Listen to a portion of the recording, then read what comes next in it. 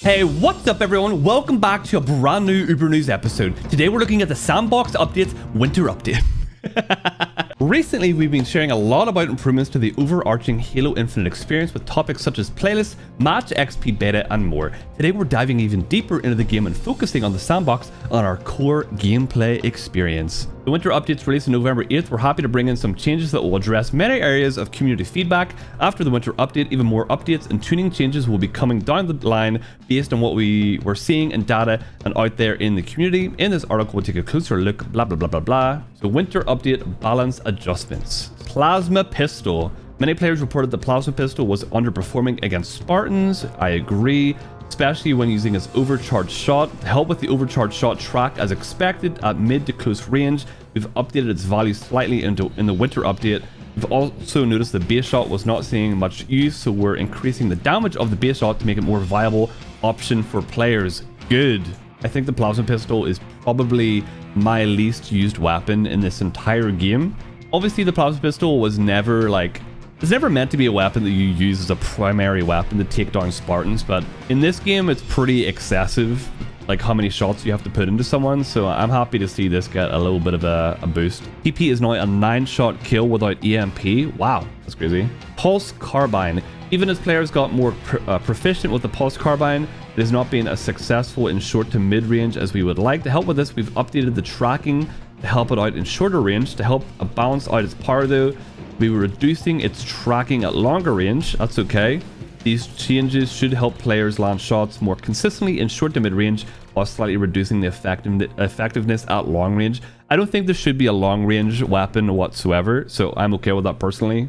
You know, I did get pretty used to it though. I was kind of on the fence when people were saying that the Pulse Carbine is going to get a bit of a buff, because if you know how to use this thing, it is pretty effective, but I'm okay with it being a bit better. As long, you know, not that they've said that it's not going to be super powerful at long range. That's cool. Very cool. The Commando. All right. One of the most common pieces of feedback we've seen is that the aiming with the Commando felt loose, especially at shorter range. To help increase its effectiveness up close, we've slightly increased the bullet magnetism and slightly reduced the high minimum error. We've seen this help players finish off targets at close range during internal playtests, so we're eager to see how this plays out in the wild. Ooh. I don't know if I like this one. I kind of like that the Commando wasn't very good at close range, because I don't know, it doesn't really seem like a close range weapon to me. I feel like, I don't know, I like the Commando where it was at. I know it was kind of awkward, takes a little bit to get used to, but yeah, we'll see how this plays, I guess. I'll probably appreciate it because, you know, it'll be easier to use at close range, but we'll see what it's like to actually play against it. I see a BR. Ooh, I do see a BR. We want the BR to remain the versatile weapon we know and love, but also have noticed it has been performing a bit too well, making it not feel as rewarding as it should. In the winter update, we want to raise the skill ceiling on landing the final kill shot as we reduce its effectiveness at range from the hip. These changes should help make kills with the BR-75 feel even more rewarding. I'm okay with that. I don't think you should be able to beam people across the map with the BR. You know, obviously that has a big scope on it, but it is just a battle rifle. It's not a sniper rifle in the end of the day. So I'm cool with this. I'm actually cool with this. And you know what? This could make BR's starts and BTB actually become a thing. This could lead to potential. So we shall see how it plays if it's not going to be super, super powerful at long range. So that's cool. That's a good change right there. I like that. It's not like, because the BR in this game is pretty good. It's very satisfying, and I think this will actually help it along. Yeah, I guess we'll see. Ooh, the frags. Okay. Frag grenade has received feedback that it's a bit too effective and that throwing one just before dying results in easier trades than intended. In order to help address these issues, we've increased the detonation time slightly. This will give players a bit more time to react to a grenade that has landed near them, but also reward players for better placed grenades. Oh, okay, that's fine. At 0.2 seconds, damn, they're not joking about slightly more time.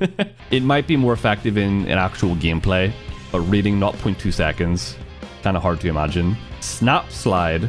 Movement is always tricky to balance. We want to allow players to express their movement skill on matches, but we also don't want that movement tech to completely break maps or create unpredictable gameplay flow. For example, curb sliding, as current uses have been fun to watch, hasn't been interrupting gameplay flow too much. Snap sliding allows players to make jumps that could really break the game flow.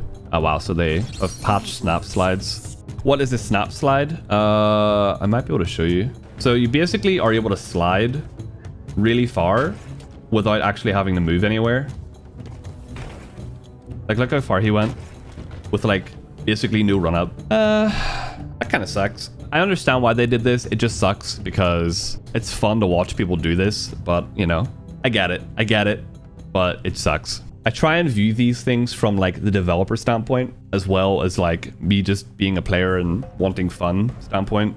On to the next disruptor. The disruptor has started to see more use as we've gotten further into Infinite's lifespan, but still isn't doing as well as we'd hoped. To help this, we're updating the ammo count to help players close out kills a little more easily. We've also spotted reports of the damage over time being inconsistent. We'll be working to get an improvement out in a future update. Okay, well, 10 to 12.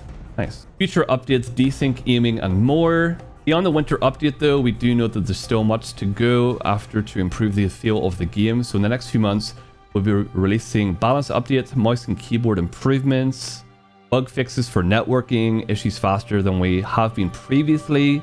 Please, anything is better than what they have been doing currently. PC, mouse and keyboard improvements.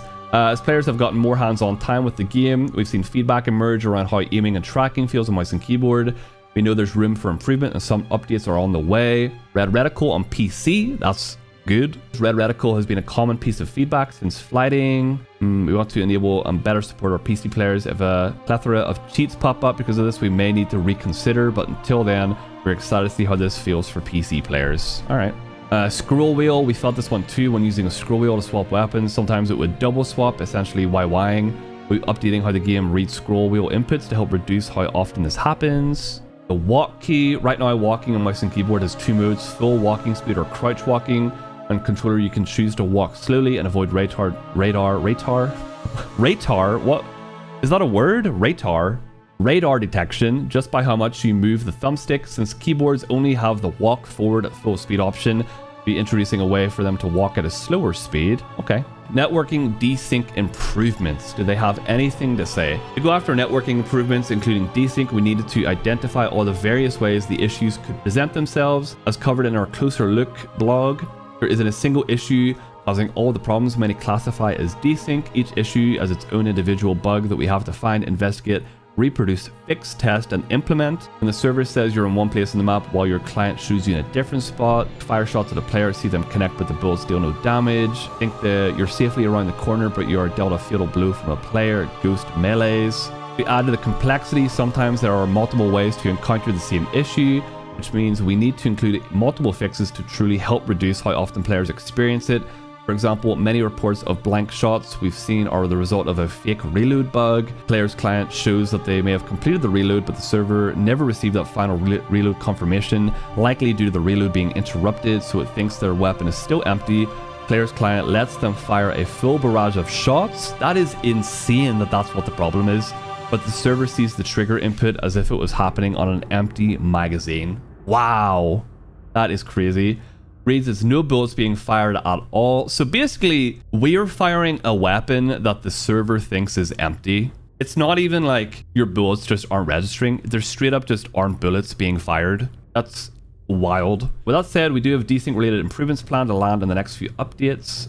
Ghost melees, hitting a player and seeing them walk away unscathed or worse, hitting you back and killing you is extremely frustrating. We focused on this one due to how unfun it can be, but we're happy to say that we're testing some improvements for a few different bugs that were resulting in melee registration issues. Mentioned a bit above, but the fake reload issue is the one reason contributing to why players hit up blank shots. We know there are other instances of shots not counting aside from fake reloads. We're going after those too, but we're happy to be bringing this out first. Vehicle desyncing. All right, this is one of the most annoying ones as someone who plays a lot of BTB. So since we've seen that players are more likely to experience full desync when operating a vehicle than moving around as a Spartan, we set our sights on crushing bugs in this space. You can expect some targeted vehicle desync improvements in the next update. There will still be more work to do on networking and desync on the specific issues above, others that may arise, but we're making it a priority to see a steady flow of improvements in future updates. Good. Balance updates, drop shot. The drop shot or drop weapon meta, they are doing a lot of stuff. I didn't expect this to be as large as it is, which allowed players to pull up their secondary weapon faster by dropping their primary weapon. Was interesting at first, but ultimately became problematic during normal gameplay.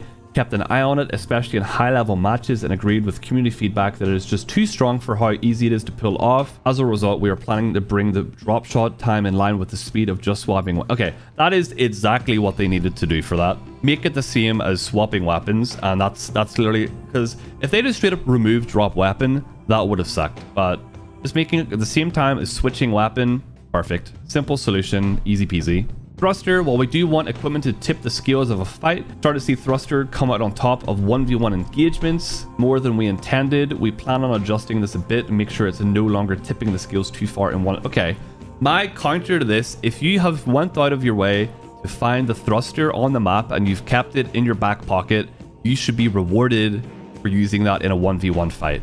Of course, it's going to tip in your favor because you have that equipment in your back pocket because you're the one that went out of your way to go and find it. So I don't know how I feel about this one. This one seems a bit weird to me. Like, you should have an advantage for having that on you. Energy sword. We've noticed that the energy sword can be a little too effective in maps with tight corners to help bring in line where we'd like. We're updating the melee trade logic on the energy sword. Right now, if both players are no shields and they melee each other, the player with the energy sword will survive with a sliver of health.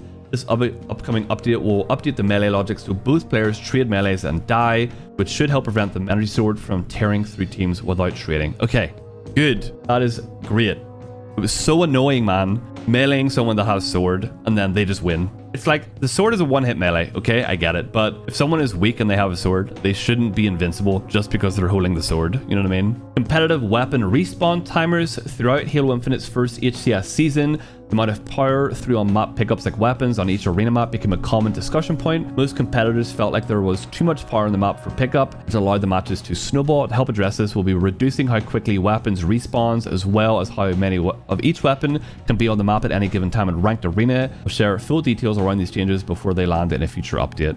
Great. This is a good update. There's a few little things like the thruster that I'm not too sure about, but overall, pretty damn good. I'm excited. So is the desync stuff, is that coming in the winter update or is that coming in a future update? Beyond the so this is not even the winter update. This is beyond the winter update. All right, well, hopefully not too far after. But yeah, I'm excited about these tuning updates and all these little things. Feedback is being heard. Nothing on the sniper. Oh, dude, you're right. There was nothing on the sniper. Didn't even think about that. All right, thanks so much for watching, guys. If you enjoyed the video, make sure you drop a like down below. Subscribe if you're brand new. Comment what you think of the tuning updates down in the comments. And I will catch you all in the next one. Bye.